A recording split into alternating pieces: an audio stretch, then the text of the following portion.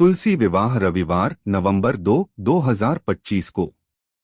द्वादशी तिथि प्रारंभ नवंबर 02, 2025 को 7:31 AM बजे। द्वादशी तिथि समाप्त नवंबर 03, 2025 को 5:07 AM बजे। 2025 तुलसी विवाह। तुलसी विवाह हिंदू देवता भगवान विष्णु या उनके अवतार भगवान कृष्ण के साथ तुलसी के पौधे अर्थात देवी तुलसी का अनुष्ठानिक विवाह है। पद्म पुराण में कार्तिक शुक्ल नवमी के दिन तुलसी विवाह का वर्णन प्राप्त होता है, किंतु अन्य धर्मग्रंथों के अनुसार प्रबोधिनी एकादशी से पूर्णिमा पर्यंत 5 दिवस तुलसी विवाह हेतु अधिक फलदायी माने जाते हैं। तुलसी विवाह का पर्व हिंदू धर्म में मनाए जाने वाले सर्वाधिक लोकप्रिय त्योहारों में से एक है। इस दिन सामान्यतः तुलसी एवं शालग्राम का विवाह किया जाता है। इसमें तुलसी को देवी वृंदा एवं शालग्राम को भगवान विष्णु का रूप माना जाता है। वृंदावन, मथुरा तथा संपूर्ण ब्रज क्षेत्र में तुलसी विवाह के अवसर पर घरों एवं मंदिरों में पारंपरिक हिंदू विवाह संस्कार की भांति ही तुलसी विवाह का आयोजन किया जाता है। भक्तगण पूर्ण दिवस उपवास का पालन करते हैं तथा सायंकाल को विवाह समारोह का आयोजन करते हैं। इस दिन कृष्ण देवालयों में धूमधाम से तुलसी विवाह मनाया जाता है। मंदिरों में देवी तुलसी के साथ ठाकुर जी की झांकी बनाई जाती हैं तथा भव्य उत्सव का आयोजन किया जाता है। किसी वास्तविक विवाह के समान ही हल्दी, मेहंदी, जयमाला, फेरे एवं बारात आदि विवाह संबंधी समस्त परंपराओं का पालन किया जाता है। वृंदावन के सभी प्राचीन कृष्ण मंदिरों में तुलसी का घेरा अनिवार्य रूप से होता है। बिना तुलसी के ठाकुर जी को भोग भी नहीं लगाया जाता। अतः यहाँ तुलसी विवाह का पर्व अत्यधिक भव्यता से मनाया जाता है। तुलसी विवाह की क्षेत्रीय विविधताएं। बिहार के सौंजा ग्राम में स्थित प्रभु धाम में तुलसी विवाह का उत्सव समस्त ग्रामीणों द्वारा सामूहिक रूप से मनाया जाता है। इस गांव में कार्तिक मास की एकादशी से त्रयोदशी तक 3 दिवसीय तुलसी विवाह उत्सव मनाया जाता है। उत्सव के प्रथम दिवस में ग्रामीणों द्वारा वेद पाठ तथा रामचरितमानस अथवा रामायण का सामूहिक पाठ किया जाता है। दूसरे दिन भव्य शोभायात्रा निकाली जाती है। तीसरे दिन को तिलकोत्सव तथा भगवान विष्णु एवं देवी वृंदा के विवाहोत्सव के रूप में मनाया जाता है।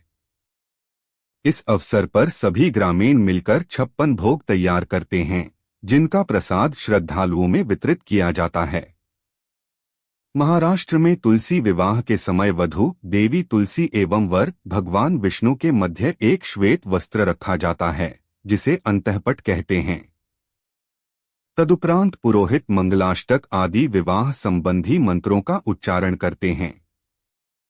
मंत्रोच्चारण के अंत में उपस्थित भक्तगण कुमकुम मिश्रित अक्षत को तुलसी एवं विष्णु पर छिड़कते हैं।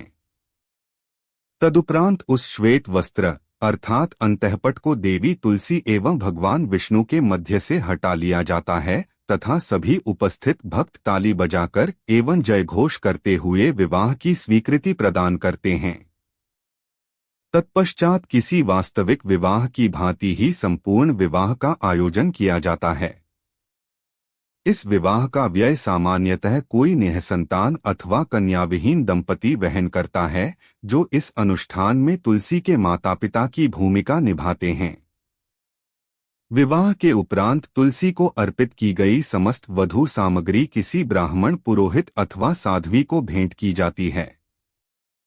प्रसाद में विशेष रूप से गन्ना, नारियल तली, फल तथा मूंगफली वितरित की जाती हैं। सौराष्ट्र क्षेत्र के 2 राम मंदिरों में यह विवाह समारोह अत्यंत भव्य रूप से मनाया जाता है। वधू के मंदिर से वर के मंदिर को विवाह का निमंत्रण पत्र भेजा जाता है। प्रबोधिनी एकादशी के दिन भगवान विष्णु के लालजी स्वरूप की बारात वधू तुलसी के मंदिर की ओर प्रस्थान करती है। भक्तगण भजन कीर्तन एवं नृत्य करते हुए लालजी को पालकी में ले जाते हैं। तुलसी के गांव की सीमा पर बारात का स्वागत किया जाता है तथा मंदिर में विधिवत विवाह संस्कार संपन्न होता है।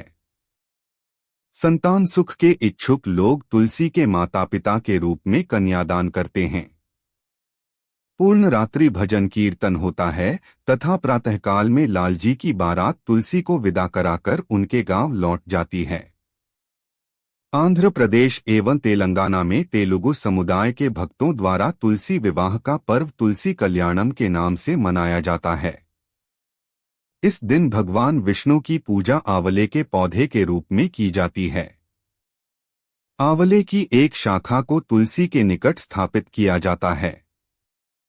तुलसी को वधू के रूप में वस्त्राभूषणों से अलंकृत किया जाता है। तदुपरांत विधिवत रूप से षोडशोपचार पूजा अर्चना करके भगवान विष्णु के रूप में आंवले की शाखा एवं तुलसी का विवाह किया जाता है। तुलसी विवाह की पूजा विधि।